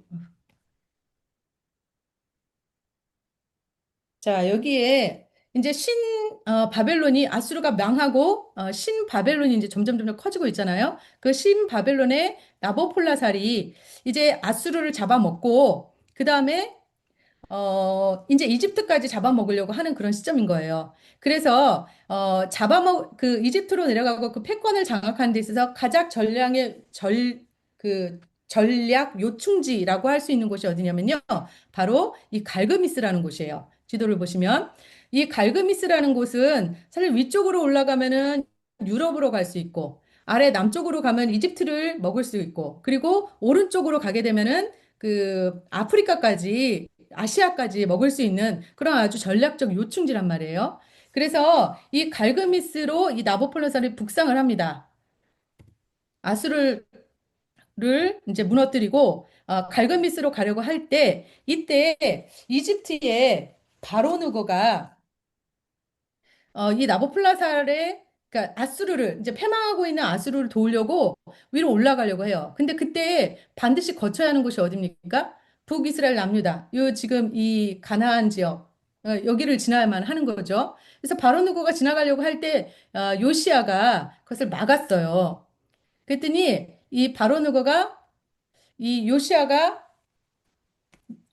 이 전쟁 그 여파로 사실 그 무기또라는 곳에서 전사를 하게 됩니다. 근데 바로 누가가 요시아를 죽이고 그리고 이 갈그미스까지 올라가서 나보플라사라고 붙었는데 사실은 요거는 BC 609년에 1차 갈그미스 전투라고 얘기해요. 근데 요게 어떻게 끝났냐 하면은 무승부로 끝났어요. 이제 무승부로 끝났는데 그때 요시아 왕이 죽고 나니까 이 남유다에서 그 요시아의 아들인 여호아스를 왕으로 세웠어요. 그런데 이제 여기서 무승부인 상태에서 바로누고가 되돌아가고 나보폴라살이 되돌아가는 그런 상황에서 내려오다 보니까 이 여호아스가 있는 거죠. 바로누가 기분 나빴어요. 그래서 누가 너네 보고 왕을 세우래 하면서 이 여호와스를 잡아가고 여호와김을 왕으로 세웠습니다. 이거 이따가 또 나중에 더 설명드릴게요. 한 번 더. 자, 여호와김을 세우면서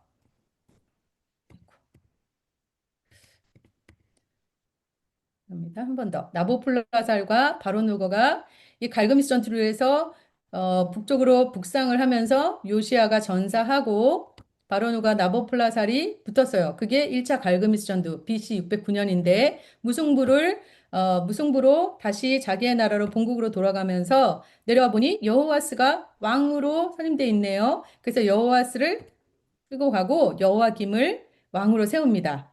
사실 여호야김의 원래 이름은 엘리야김이었어요. 엘리야김인데 마치 우리나라 창씨개명을 하듯이 이름을 여호와김으로 바꿨어요. 그 말은 뭐냐? 너 내 말 잘 들어.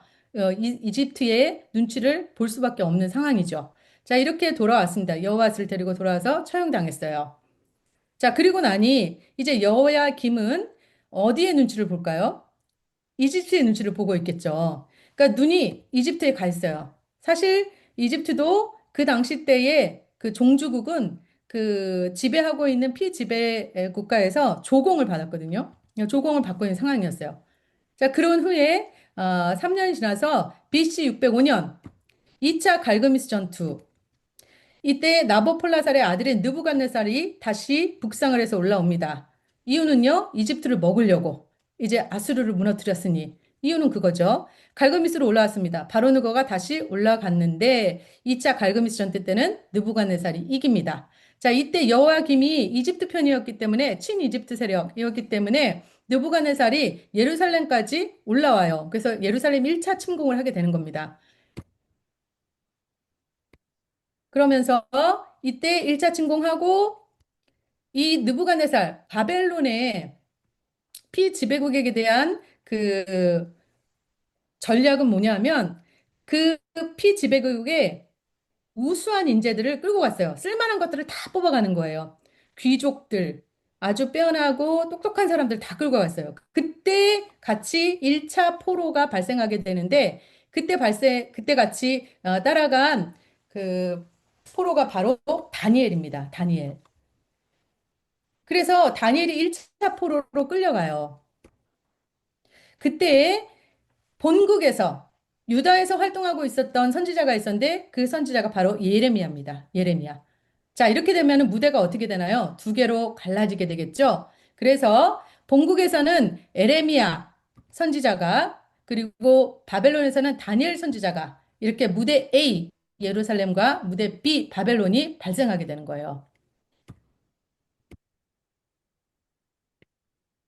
어, 예. 그때 이제 여호야김이 이 느부갓네살이 BC 598년에 다시 제2차 침공, 예루살렘을 다시 두 번째 침공하게 돼요. 왜냐하면 여호야김이 자꾸 이집트 편을 들었거든요. 그러니까 그 안에서도 이 이집트도 그 혼란한 상황 가운데서 친 바벨론을 해야 된다, 친 이집트를 해야 된다. 굉장히 복잡한 상황이 있었겠죠, 내부에. 그런데 거기에서 이 여호야김이 친 이집트 쪽으로 기울었던 거예요. 그러니까 바벨론에서 이 느부갓네살의 특공대를 구성해서 그 주변에 있는 국가들에서 특공대를 구성해서 여호야김을 죽입니다. 그리고 이제 여호야킨 죽고 나니까 다시 또 이 유다에서 왕을 또 세웠어요. 여호야킨을. 그러고 나니 여호야김이 와서 느부갓네살이 다시 예루살렘 2차 침공을 하면서 2차로 포로가 발생하게 되는 거예요. 그때 붙들려 간 2차 포로로 간 사람이 에스겔 선지자고요. 그렇게 가면서 시드기야 왕을 세웁니다. 자, 이러한 내용을 그래서 시드기야도 사실은 이집트 편을 들어야 되냐 아니면은 바벨론 얘기를 들어야 되냐 막 머리 아파요. 근데 본국에서는 예레미야 얘기를 하고 있지만 자, 요 내용들은 또 이따가 다시 한번 또 점검을 할게요. 그러면서 예. 자, 그래서 우리가 지금 막 여러 왕들의 얘기 나왔는데 실제 우리가 유다의 망하는 스토리를 이해하기 위해서는 왕의 순서를 외우는 게 중요합니다. 자, 16대 먼저 첫 번째 요시야 왕. 요시야 왕 다음에 여호야하스가 집권을 하고요. 그 다음에 요시야에게 세 명의 아들이 있었는데 사실 중간 두 번째 아들이었던 거예요. 첫째 아들 엘리야김이 그 다음 왕이 되고요. 그 다음에 여호야김이 죽고 나서 여호야긴이 19대 왕이 되고 여호야긴이 어, 바벨론에 의해서 바벨론에 끌려가면서 시드기야 왕이 세워지게 되는데 실제로 여호야긴의 숙부가 되죠. 숙부가 돼요. 시드기야는 형제가 아니라. 자, 요런 가계도를 가지고 있어요. 근데 요 왕사를 먼저 외우는 게 틀을 잡는데 굉장히 중요하거든요. 그래서 여러분이 요 순서를 꼭 외워주셨으면 좋겠어요. 자, 저를 따라해 보시는데요. 먼저 중요한 왕, 적어도 11년 정도, 10년 이상 지배한 왕이 있고요.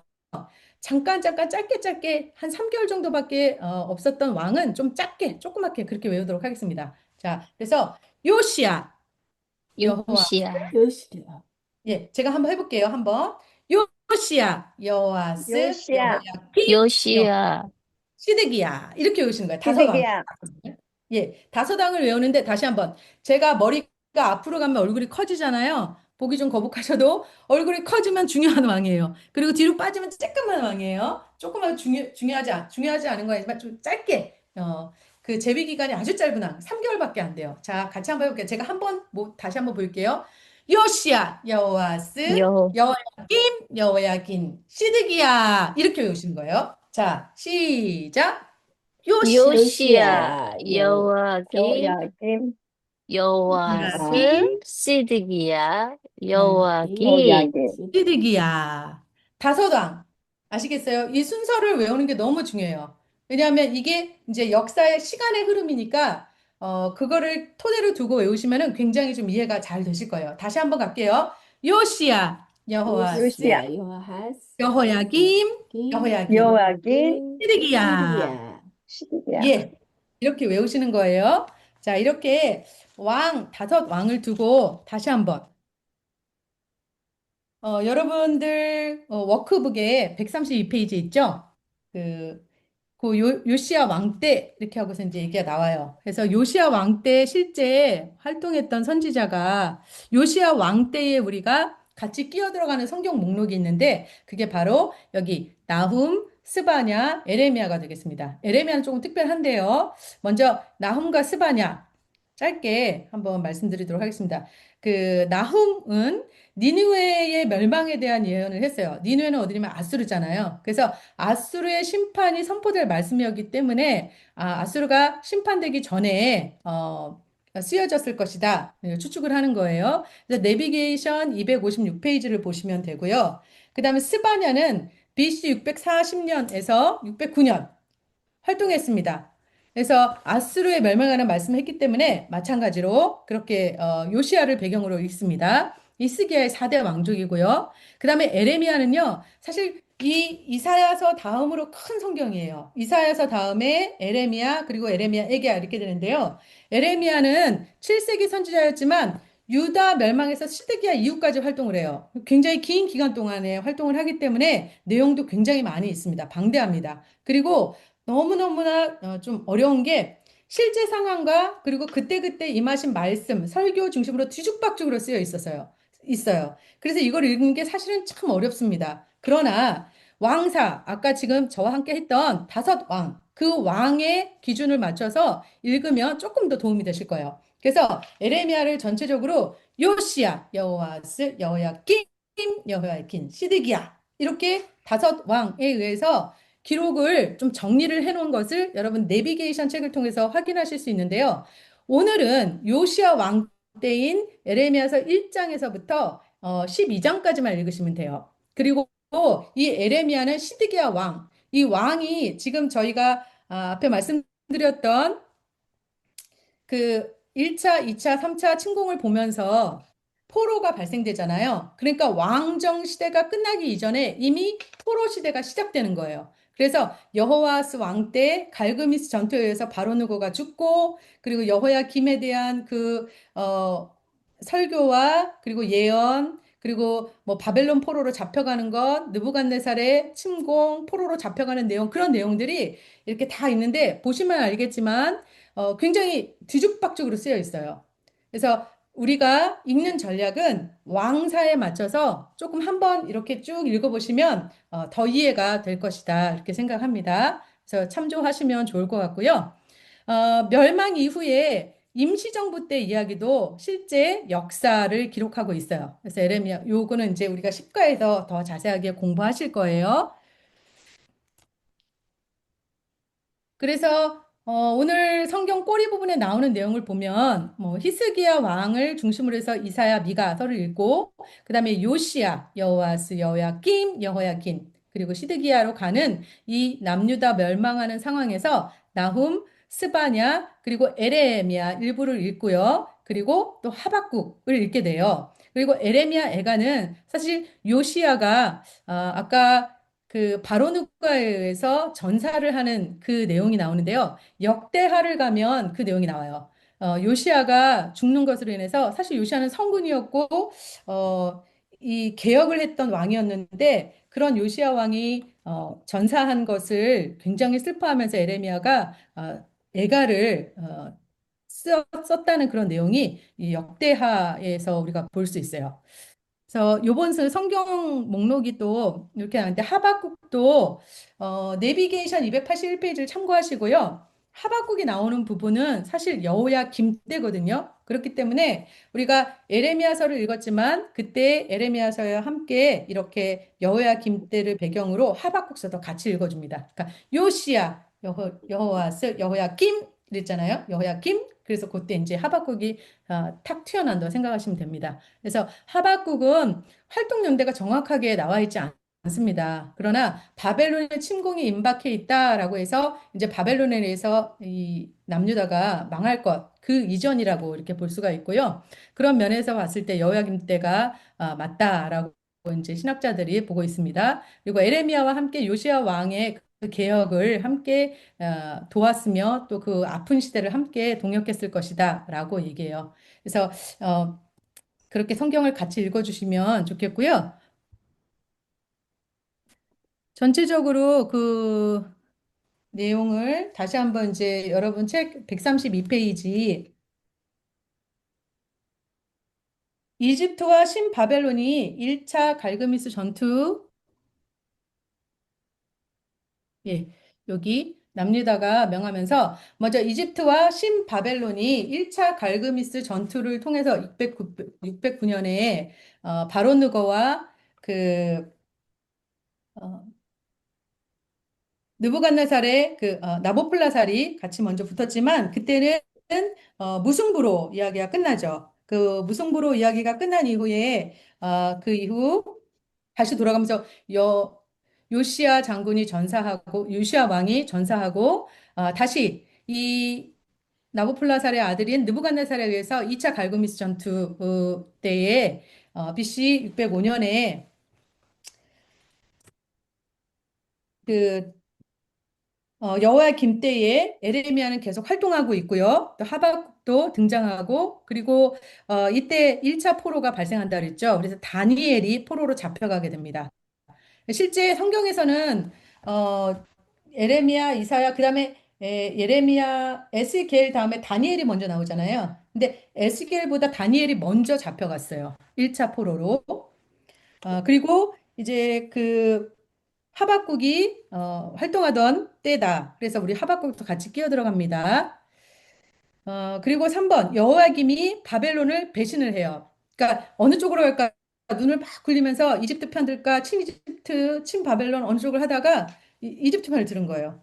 그러니까 바벨론을 배신하니까 바벨론이 다시 느부갓네살이 올라오죠. 그래서 주변 국가에 특공대를 보내서 여호야김을 죽이고 그래서 BC 598년에 2차 침공을 하게 되는 거예요. 이때 여호야김이 사망하고 그리고 여호야킨 짧게 3개월 왕으로 세워집니다. 3개월 왕이에요. 그때 느부갓네살이 2차 침공을 하게 되고요. 이때 이제 에스겔이 잡혀가게 되죠.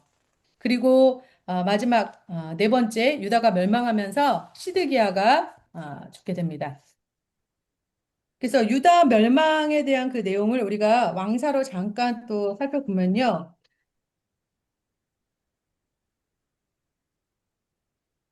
열왕기서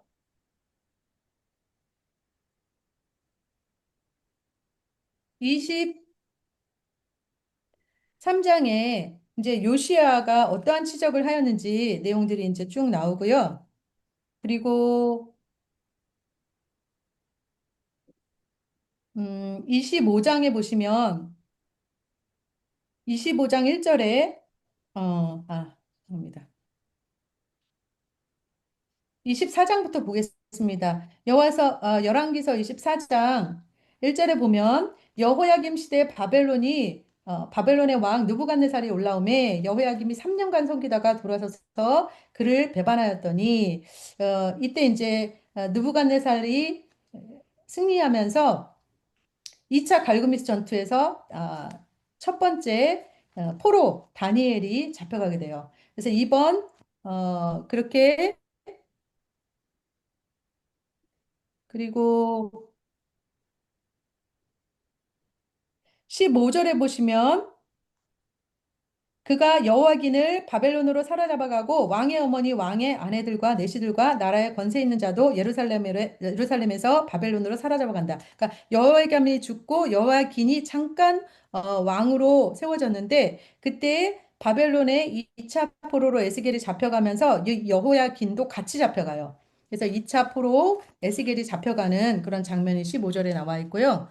그 다음에 17절에 보니까 이 바벨론 왕이 여호야긴을 데려가면서 그의 숙부였던 마따디아, 이때도 마치 창시계명처럼 자기 바벨론의 패권을 이름에다 드러낸 거죠. 마따디아라는 원래 이름을 시드기야라고 계명을 시키고 왕으로 세워놓습니다. 그리고 시드기야는 18절에 11년간 다스리다가 결국은 바벨론 왕을 20절에 보니까 배반을 해요. 그리고 25절에 결국은 시드기야 제9년에 포로를 당하고 2절에 보니까 제11년까지 포위되었다가 약 2년간 버텨요. 토성 그 이스라엘 성이 이렇게 포위가 되지만 그러다가 결국은 성벽이 파괴되고 잡혀가는데 그 모습이 7절에 이렇게 나와 있습니다. 시드기야의 아들들을 그의 눈앞에서 죽이고 시드기야의 두 눈을 빼서 놋사슬로 그를 결박하여 바벨론으로 끌고 가더라. 너무너무 슬프고 잔인하고 그리고 고통스럽게 그 죽어가는 모습을 우리가 이렇게 볼 수가 있습니다.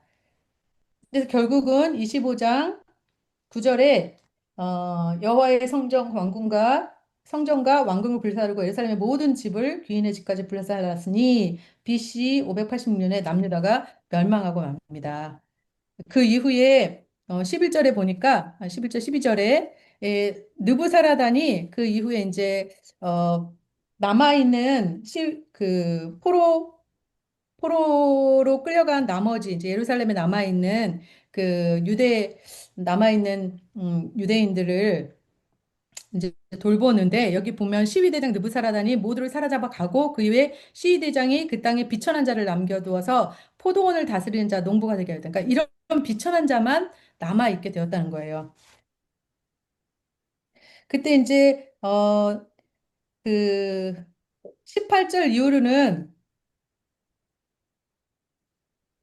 남아있는 그 유다 땅에 남아있는 그 비천한 자들이 남아있지만 남아있는 그 백성들을 그달랴라는 군대 지휘관 총독을 삼아서 그 미스바라는 곳에서 돌보게 하였는데 결국은 친 이집트파 이스마엘에 의해서 죽임을 당하고 그 이후에 이제 그 유다가 어떻게 남아있는 사람들이 그 결국은 이집트로 도망을 가고 피신하고 그런 내용들이 그 나머지 30절까지 이어지고 있습니다. 그래서 이렇게 열왕기하는 끝나게 돼요. 자, 이렇게 우리가 역사에 대한 내용을 살펴보았는데요. 결국은 이렇게 여러 차례 전투를 통해서 예, 여러 차례 전투를 통해서 결국은 남방 유다에 있었던 5왕들의 왕사를 기억하시면 여호와스, 요시야, 여호와스, 여호야김, 바로 누가에서 끌려가서 죽고 그때 여호야김 친이집트 이렇게 바벨론을 배신한 것 때문에 느부갓네살이 2차 갈그미스 전투로 인해서 예루살렘 침공하게 되고 여호야김을 축출하죠. 그때 첫 번째 포로 다니엘 잡혀가고 그래서 무대 A와 무대 B가 생긴다고 했습니다. 근데 무대 A 에레미야는 예루살렘에 그대로 있어요. 그래서 무대 A와 무대 B 다니엘 바벨론 무대 비가 생기게 되고 결국은 포로 시대가 이 유다가 망하는 그 가운데 시작된다는 것을 우리가 좀 염두에 두셨으면 좋겠습니다. 느부갓네살의 2차 침공으로 인해서 에스겔 2차 포로로 잡혀가는데 그때 여호야긴과 그 어머니가 항상 같이 가요. 이 시드기야 왕으로 세워놨는데 이 시드기야도 친이스라엘이냐, 친이집트냐, 친바벨론이냐 머리 아프게 막 하다가 결국은 친이집트 예레미야는 그 본토에서 사실은 하나님께서 바벨론에게 승복하라 말씀하셨다 이야기했어요. 근데 얘들이 듣지 않았죠. 70년 후에 돌아올 거야 라고 열심히 얘기했지만 결국은 듣지 않았기 때문에 시드기야는 아까 본 것처럼 아주 잔인하고 또 슬프게 그렇게 죽음을 맞이하게 되었습니다. 우리가 보고 있는 내용도 사실은 열왕기 상하에서는 굉장히 짧게 짧게 내용이 짧지만 그러나 그 내용 안에 발생되어지고 있는 예언서가 이렇게 많다라는 거. 그래서 나움, 스바냐, 에레미야, 애가 하박국까지 거기까지 우리가 같이 읽어 가게 되겠습니다. 어, 어, 유다 멸망 부분에서요. 음, 역대하 부분을 잠깐 살펴보고 갔으면 좋겠습니다. 역대하 35장. 사실 열왕기상하 역대상하는 이제 말씀드릴 기회가 있지만 이제 관점이 달라요. 열왕기상하는 우리가 보았던 것처럼 북이스라엘을 중심으로 이야기가 흘러가죠. 주인공이. 근데 역대하는 남유다를 중심으로 성경을 다시 기록을 했습니다. 이유가 있겠죠. 자, 그때 역대하 35장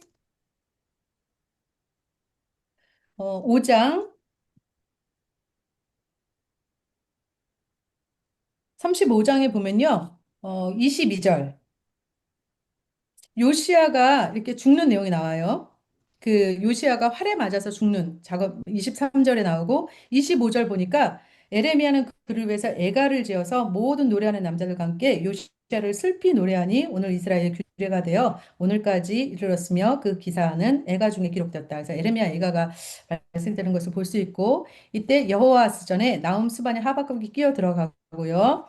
여호와스 이후에 36장 5절 708페이지인데요. 여호야김이 왕위에 오를 때 나이가 25세라 예루살렘에서 11년 동안 다스리며 그의 하나님 여호와 보시기에 악을 행하였더라. 이때 이제 바벨론 느부갓네살에 올라와서 치는 내용. 그래서 2차 갈그미스 전투, 1차 포로가 발생하는 내용이 6절에 나오고요.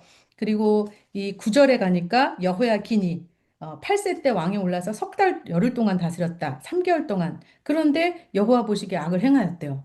참 놀라운 일입니다.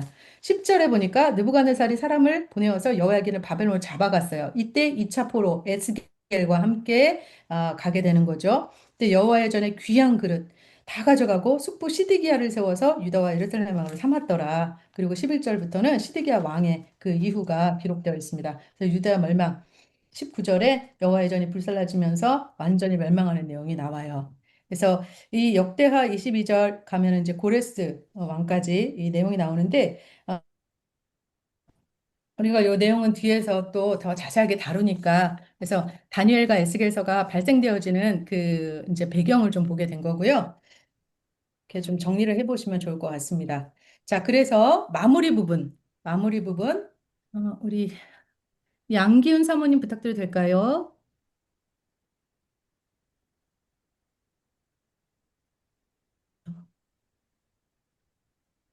네. 창세기 11장과 12장 사이에는 그랜드 캐니언이 있다고 했습니다. 뷰포인트 지점이라고 했습니다. 힘 있는 자, 니무롯이 바벨의 왕이었습니다. 그리고 곧 이어 창세기 12장에는 하나님이 세우는 나라 아브라함 얘기가 시작됩니다. 이렇게 시작된 스토리가 여기서 일단락 종결되었습니다. 북방 이스라엘은 세상 나라 아수르에 망하고 남방 유다도 세상 나라 신흥 바벨론에 망했습니다. 결국 세상 나라에 망했습니다. 참 슬픈 이야기입니다. 하나님은 얼마나 슬프시겠습니까? 하나님 나라의 존재의의가 무엇이었습니까? 창세기 12장 1절에서 3절이었습니다. 이 사실을 끝까지 징받듯이 박아놓고 흘러가 보자고 했었습니다. 그런데 세상 나라가 하나님 나라를 멸망시키는 것으로 끝이 났습니다. 결국은 하나님 나라가 세상 나라한테 졌습니다. 망했습니다. 그럼 하나님 나라는 사라지는 것일까? 망했으니 끝인가? 왜 하나님 나라는 망했는가? 하나님이 시작하신 나라가 아니었던가? 바로 이런 상황에 떡 자리 잡고 앉아 있는 사람이 예레미야입니다. 예루살렘 본토 무대 A입니다. 이 예레미야의 무대를 붙들고 있어야 포로들이 가 있는 무대 B도 보이는 겁니다. 바벨론이지요. 예레미야가 예루살렘에서 외치는 말은 간단합니다. 아합의 길, 바알과 아세라 망한다. 엘리야의 예언 그대로입니다. 자, 이런 상황에서 성경의 다음 이야기는 도대체 무엇인가? 이런 질문을 품고 다음 시간을 기다려 봅시다. 예, 감사합니다. 이 한 장을 넘겨보시면 그 다음 이야기의 제목이 나와 있어요. 시가 제목 보겠습니다. 같이 읽겠습니다. 시작. 그렇다고 그렇다고 너 너 바벨론 바벨론 으스대지 으스대지 마라. 마라. 너도 결국은 결국은 망한다. 망한다. 망한다. 망한다. 예, 맞습니다. 하나님의 나라 망한다고 끝이 아닙니다. 하나님 나라의 존재의 그 사명을 잃어버렸을 때 하나님께서 하나님의 사람들을 통하여서 그들이 징계받지만 심판하시지만 다시 구원하시고 회복하시리라는 약속을 예언자를 통해서 말씀해 주셨어요. 그것을 믿음으로 붙드는 그럴 때 하나님께서 민족을 회복시키는 것을 우리가 볼 수 있어요. 그렇기 때문에 너 바벨론 남유다 멸망시키고 아수르 멸망시킨 너 바벨론 으스대지 마라. 너도 결국 망한다. 그 세계사의 정말 왕 중의 왕은 하나님이시라는 것을 우리가 다음 시간에 그것을 계속해서 공부하게 되실 겁니다. 오늘 늦은 시간까지 고생하셨고요. 제가 기도하고 마치도록 하겠습니다. 하나님 아버지, 참으로 감사합니다. 우리가 무엇이 간데 참 연약하고 보잘것없지만 하나님께서 참으로 믿음으로 고백하는 자, 하나님의 의인으로 삼아주시고 하나님 나라의 소망과 비전을 갖게 하신 줄 믿고 감사드립니다. 하나님 아버지, 참으로 남북 이스라엘과 남유다가 망하는 과정 가운데 하나님이 복의 근원되라 이 세상 가운데 복을 전파하는 그런 사명을 주셨사온데 그 사명 잃어버리고 하나님 세상 가운데 세상 나라를 쫓아갔을 때 하나님 어떠한 결과를 보는지 참으로 이 결과들을 보면서 우리 마음 안에 새기게 하시고 그런 중에도 우리 하나님께서 심판하시나 구원하시는 그 놀라우신 하나님의 사랑과 계획을 그리고 또한 함께하여 주심을 참으로 우리 마음에 새기게 하여 주셔서 우리의 삶 가운데 혹여 타협하거나 정말 하나님의 자녀로서 그 사명을 잃어버리고 있는 부분들이 있다면 회복시키게 하여 주시고 또한 회개하는 은혜가 있게 하여 주셔서 하나님 나라의 그 사명 끝까지 붙들고 이 세상 가운데 하나님의 복을 전파하는 귀한 은혜 있도록 도와주시옵소서. 늦은 밤 모든 수고 위에 함께하여 주심을 감사드리며 살아계신 예수 그리스도의 이름으로 기도드립니다. 아멘. 아멘.